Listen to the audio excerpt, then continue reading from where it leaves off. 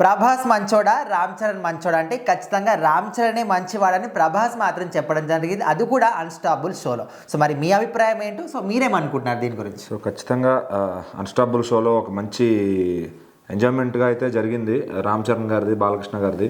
So వాళ్ళిద్దరూ ఇంత ఫ్రెండ్లీగా ఉంటారు అనేది చాలా మంది ఫ్యాన్స్ ఏమనుకుంటారంటే వాళ్ళకి పడదేమో, మనకి కూడా పడదనే ఉద్దేశంతో గొడవలు పడుతూ ఉంటారు. బట్ వాళ్ళు కలిసినాక చాలా అంటే చాలా ఫ్రెండ్లీగా ఉన్నారు. బ్రో అని ఈయన, గారు అని మొహమాట పడుతూ ఆయన.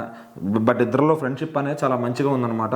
ఏజ్తో సంబంధం లేకుండా వాళ్ళిద్దరిలో ఉన్న మాట్లాడుకునే తీరు కానీ అది ఇప్పుడు మెగా అండ్ నందమూరి ఫ్యాన్స్కి ఒక మంచి ఫీస్ట్ లాగా అనిపించింది ఆ వీడియో అంతా కూడా. సో మరి అందులో ప్రభాస్ గారికి ఫోన్ కాల్ చేయించారు. అంతకుముందు ప్రభాస్ గారు వచ్చినప్పుడు చరణ్ గారికి ఫోన్ కాల్ చేపిస్తే ఇప్పుడు రివెంజ్ కోసం మళ్ళీ ఆయనతో ఫోన్ చేయించారు అనమాట ఖచ్చితంగా. సో దాంట్లో ప్రభాస్ గారు అయితే అప్పుడే మాట్లాడుతూ ఉంటారు, ఈయన చెప్తారు అనమాట, నిద్రమోహ మత్తులో మాట్లాడుతున్నారు సార్ ఏదో అని చెప్పి. సో ఖచ్చితంగా ఆయన అడుగుతారు, ఏమ్మా ప్రభాస్ ఇప్పుడు నీకు ఎవరు ఇష్టం, అదే చరణ్ మంచోడా నువ్వు మంచోడా, మీ ఇద్దరు ఎవరు నాకు చెప్పంటే ఖచ్చితంగా చరణ్ మంచోడు అని చెప్పి ప్రభాస్ గారు సర్టిఫై చేస్తారు అనమాట.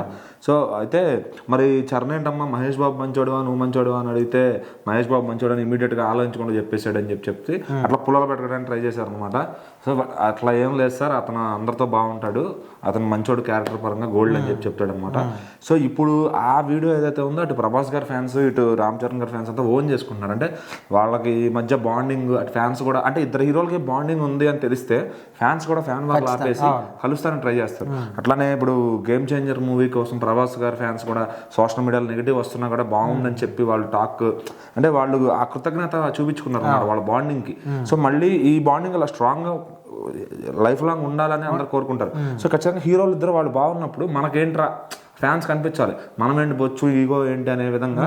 సో అది ఫ్యాన్స్ కనిపించాలన్నమాట. సో ఖచ్చితంగా హీరోలే దిగొచ్చి మాట్లాడుకుని అటు ఫ్రెండ్లీగా ఉంటున్నప్పుడు మనకు ఎందుకు ఈగోలు అని ప్రతి ఒక్కరు ఆలోచిస్తే సోషల్ మీడియా ఫ్యాన్ వార్స్ అనేవి ఉండవు.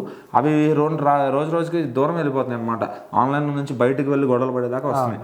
సో అవి తగ్గించుకుని ప్రశాంతంగా ఇట్లా హీరోలు బాగున్నారు, మనం బాగుండాలి, సినిమా బాగుండాలి అని ఆలోచిస్తే సో అందరికీ బాగుంటుంది అనమాట. మరి ఈ విషయంలో అయితే ప్రభాస్ గారు చక్కగా రామ్ చరణ్ గారి క్యారెక్టర్ గురించి చాలా బాగా చెప్పారు.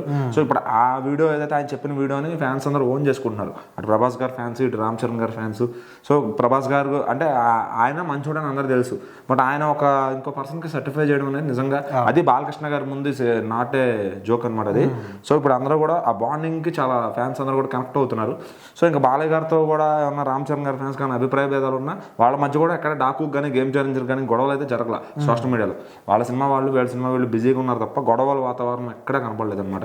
సో కొంతమంది ఉంటారు సృష్టించడానికి, బట్ హీరో క్యారెక్టర్ గోల్డ్ అయినప్పుడు అవతలాడు ఎంత మట్టి కొట్టినా గోల్డ్గానే ఉంటుంది అనమాట. అది అర్థం చేసుకుంటే సో ఏ ఫ్యాన్ వార్లు అనేవి ఉండవు.